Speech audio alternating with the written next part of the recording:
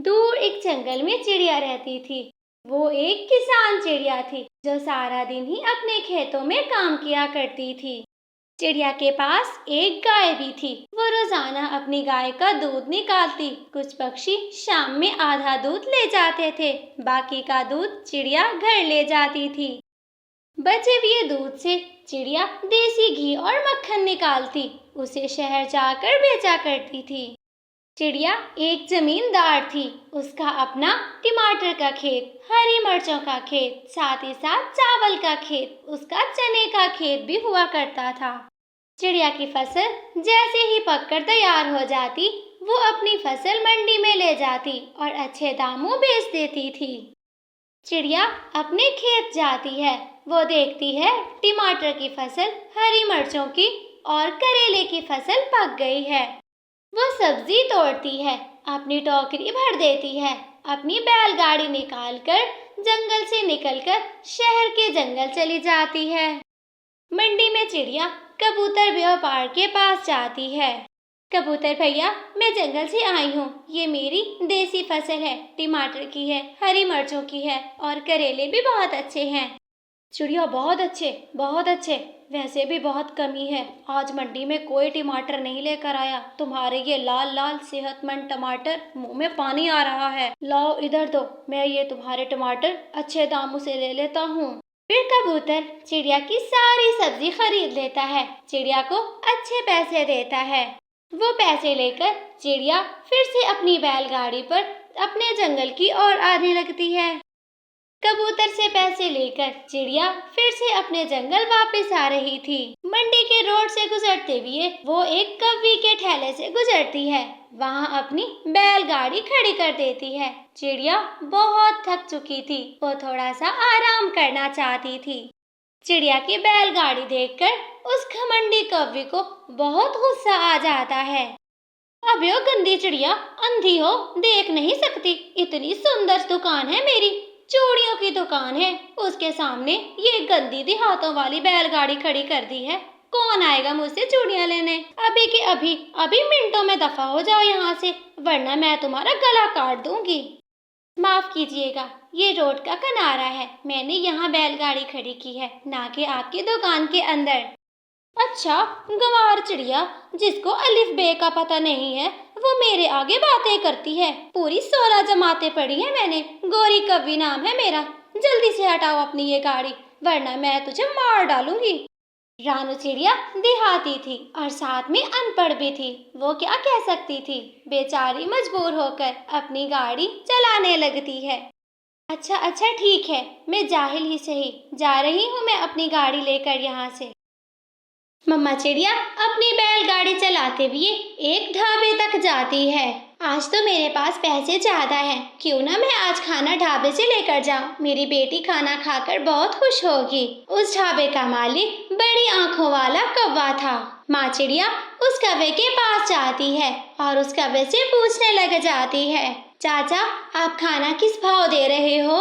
अबे चलो, शक्ल देखी है तुमने? तुम्हारे पंखों पे इतनी मट्टी लगी है, मेरा सारा ढाबा खराब कर दिया। अभी ही सफाई करवाई है मैंने, चल भाग यहाँ से। चाचा, मैं कोई मांगने वाली चिड़िया नहीं हूँ, मेरे पास पैसे हैं, मैंने खाना पैसों से खरीदना है। हाँ, तो मैंने तुम्हें खाना देना ही नहीं है, तुमने तो मेरा ढाबा खराब कर दिया है। अपने पंखों पे लगी मट्टी तो देखो। पहले कौवे की बातें, फिर कौवे की बातें। मम्मा चिड़िया को तो बहुत बुरी लगती हैं। माँ चिड़िया घर में आकर गुमसुम बैठी थी। फिर बेटी अपनी माँ से पूछती है, मम्मा आज तो आप शहर वाले जंगल गई थी, कुछ तो बताएं, वो वाला जंगल कैसा है?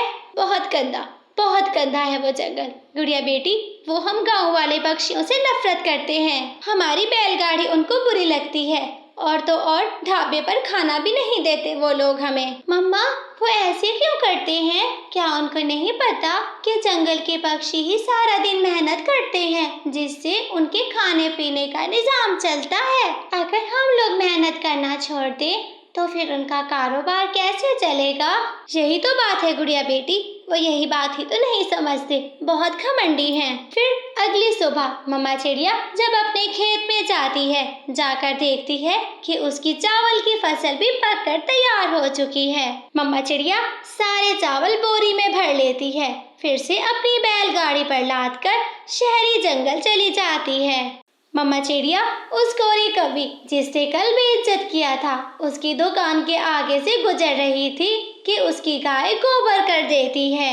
छी छी छी, गंदी चिड़िया, तुझे एक बात समझ में नहीं आती? अभी वो रुक, कहाँ लेकर जा रही है बैलगाड़ी? माँ चिड़िया नहीं जानती थी कि उसकी गाय ने गोबर कर लिया। वो अपनी बैलगाड़ी आगे चलाए जा रही थी। रुक रुक, तुझे मैं देखती हूँ। जल्दी से गोरी कवि उठती है और मम्मा चिड़िया के पास पहुंच जाती है। अबे ओ अक्कल की अंधी चिड़िया, जरा पीछे मुड़ के देखो कि तुम्हारी गाय क्या गुल खिला के जा रही है। हाँ तो क्या कर दिया है, जानवर गोबर ही करते हैं, इनके पास इतना दिमाग कहाँ है? इनको क्या पता कि कहाँ करना है और कहाँ नहीं करना है। अच्छा, अगर गाय को पता नहीं है तो फिर तू तो अच्छे से जानती है, जहाँ गाय ने रोड पे गोबर किया है, चल जा साफ कर वहाँ पर। घमंडी कवि, थोड़ी सी शर्म कर लो, मैं क्यों गोबर साफ करूँ? और मेरी जो सुंदर चूड़ियों की दुकान के सामने ये गोबर का तोहफा रखा है, मैं किसको दूँ? बेचारी माँ चिड़िया क्या करती, उसको वो गोबर साफ करना ही था। अच्छा ठीक है, तुम्हें ज्यादा गुस्सा करने की जरूरत नहीं है, मैं अभी जाकर गोबर साफ कर देती हूँ। फिर मम्मा चिड़िया पीछे की ओर मुड़ती है, वो गोबर उठाकर सड़क की दूसरी तरफ फेंकती है। फिर मम्मा चिड़िया चावलों के गोदाम की ओर चली जाती है। मम्मा चिड़िया अपने चावल गोदाम में रखती है। उनका हिसाब करने के लिए वो सेठ जी के ऑफिस जाती है। सेठ जी के ऑफिस में तो एसी चल रहा था, ठंडी ठंडी हवा से मम्मा चिड़िया को सुकून मिल रहा था। वो सेठ तो गोरी कवि से भी ज्यादा घमंडी था। चिड़िया तुम बाहर चली जाओ, अभी मैं हिसाब करता हूँ और तुम्हारे पैसे बाहर भिजवा देता हूँ। कोई बात नहीं सेठ जी, मैं थोड़ी देर अंदर बैठ जाती हूँ, बाहर बहुत गर्मी हो रही है। मेरे रूम में एसी चल रहा है, कोई विंडो या फिर दरवाजा तो खुला नहीं है कि तुम्हारे पसीने की बू बाहर जाती रहे। ये सारी की सारी मेरे नाक में जा रही है और मुझे जरा भर भी अच्छा नहीं लग रहा कि पसीने की बू वाली चिड़िया, गंदी मैली चिड़िया मेरे ऑफिस में बैठी रहे। चलो तुम बाहर चली जाओ, मैं अभी भेजता हूँ नौकर को, वो तुम्हारे पैसे दे जाता है। मम्मा चिड़िया को ये बातें बहुत ज्यादा बुरी लगती हैं। वो थक जाती है ऐसी बातें सुन सुनकर। फिर वो बाहर चली जाती है।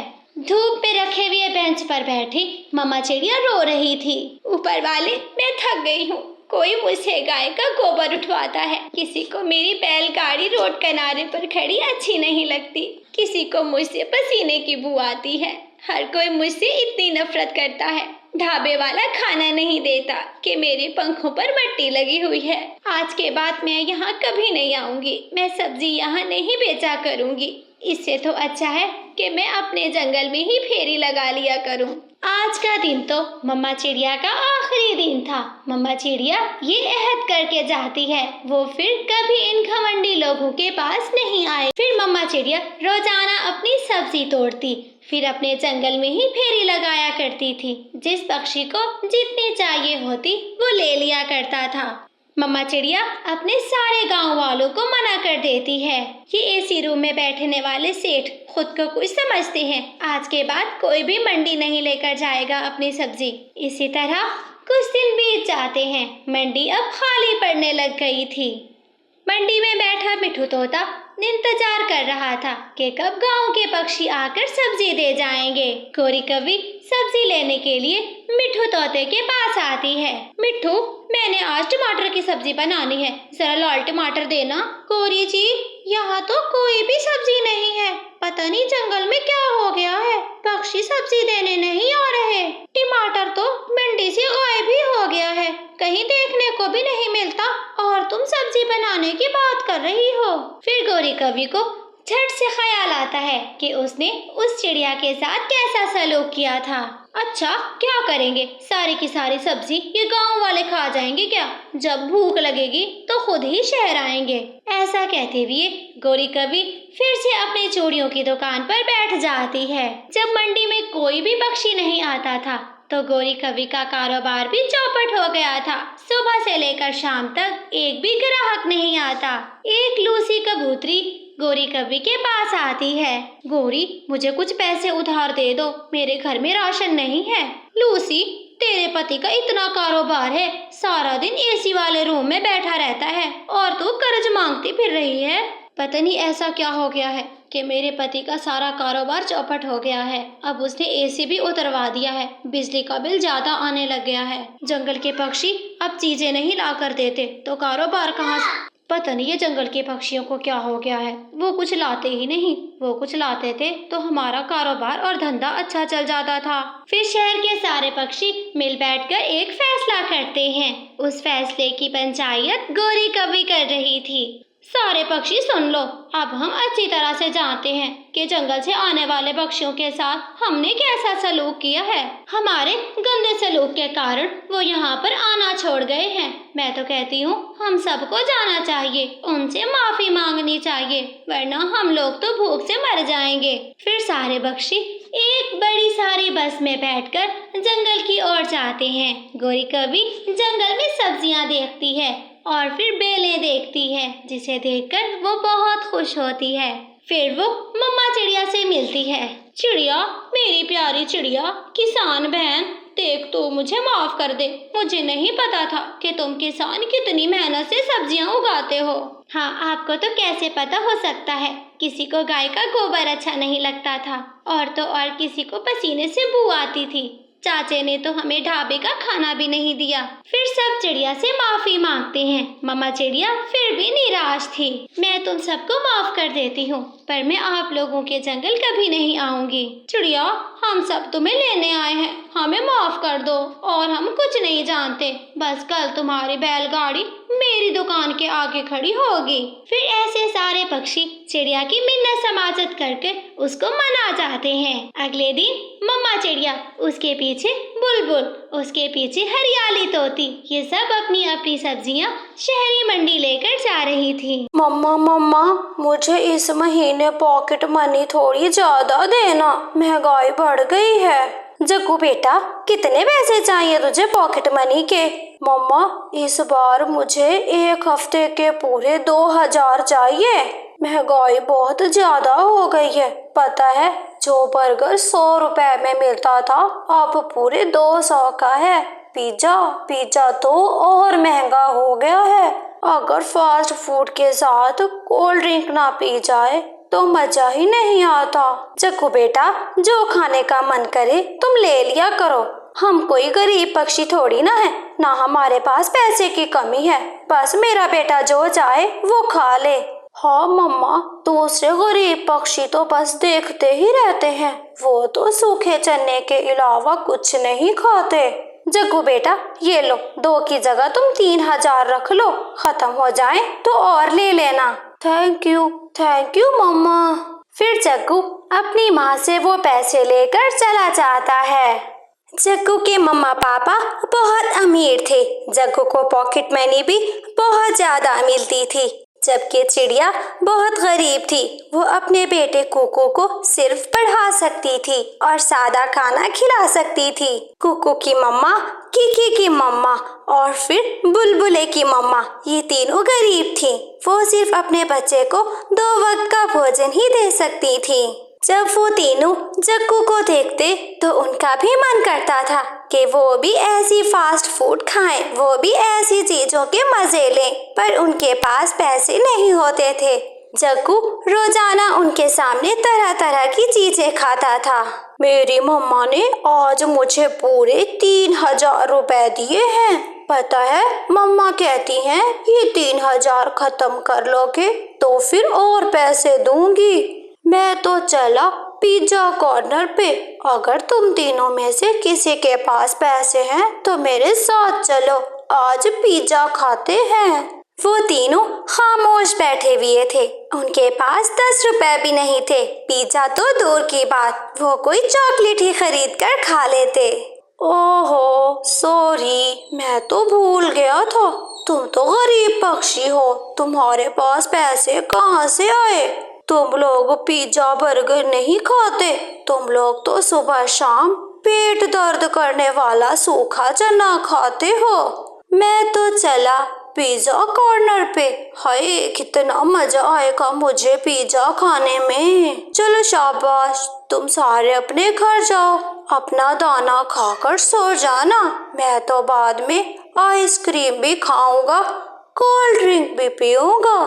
जग्गू ऐसी सड़ी हुई बातें करके वहां से चला जाता है। यार काश हमारे मम्मा पापा भी ऐसे अमीर होते, हम भी ऐसी चीजें खाते। हाँ, हमारे मम्मा पापा भी अमीर होते, हम भी रोजाना पिज्जा बर्गर खाते। मुझे तो पता ही नहीं है कि पिज्जा कैसा होता है। हाँ, लेकिन हम तो पिज्जा सिर्फ अपने सपनों में ही खा सकते हैं, सपने में जायका कहाँ महसूस होता है। फिर वो तीनों उदास होकर अपने अपने घरों को चले जाते हैं। कुकू बेटा, जल्दी से मुंह हाथ धो लो, आज मैंने अपने बेटे के लिए चनों की दाल बनाई है। मम्मा, आप कभी तो कोई अच्छी चीज बना लिया करो। एक वो जग्गू है जो सारा दिन पिज्जा और फास्ट फूड खाता है। आज कोई नई बात थोड़ी है, आप रोजाना हमें यही सड़ी हुई दाल ही खिलाती हैं।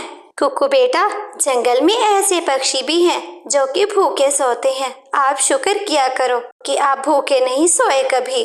ऊपर वाला हमें दाना भोजन दे तो रहा है, सूखा ही सही, सड़ा हुआ सही, हम भूखे तो नहीं सोते ना।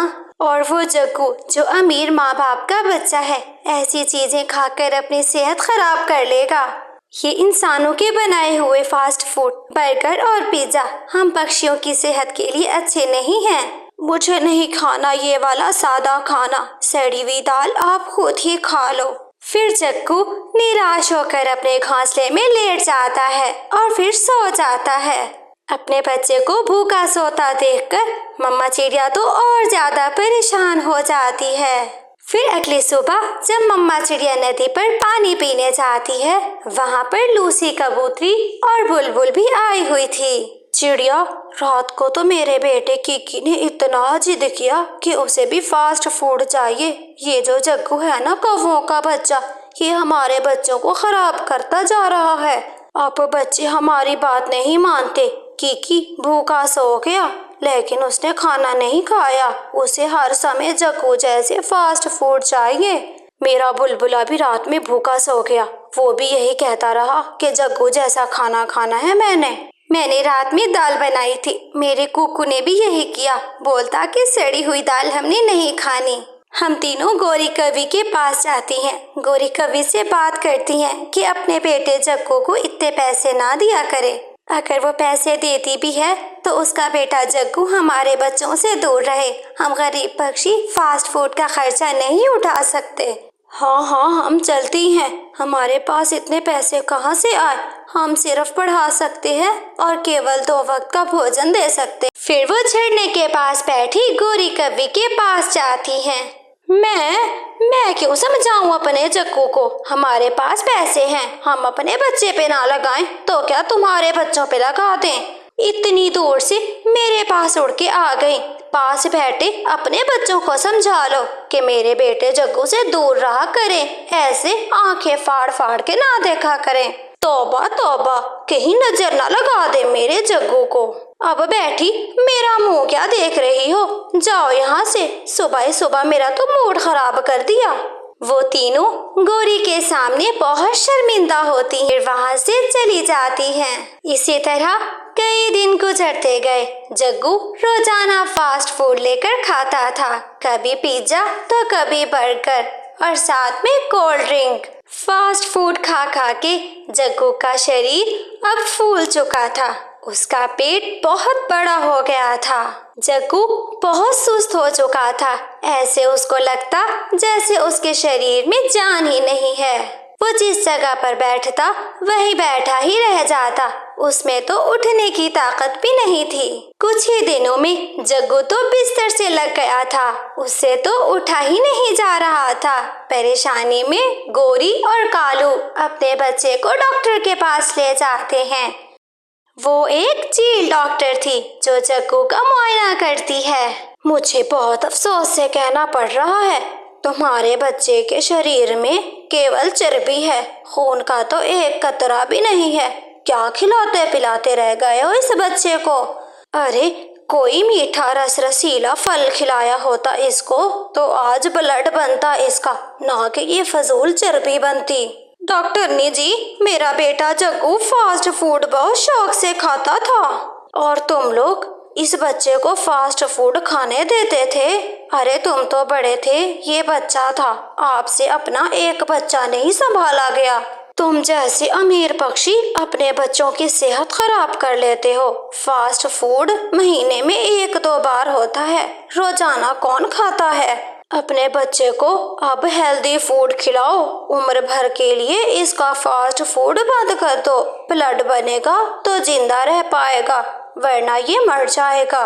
जब इस बात का पता कुकू, कीकी और बुलबुले को चलता है तो वो बहुत खुश होते हैं, अल्लाह का शुक्र अदा करते हैं कि वो अच्छी ग़िज़ा खाते हैं और तंदुरुस्त हैं। फिर वो तीनों अपनी मम्माओं से माफ़ी मांगते हैं कि वो फिर कभी अपने खाने को बुरा कहकर फास्ट फूड को अच्छा नहीं बोलेंगे।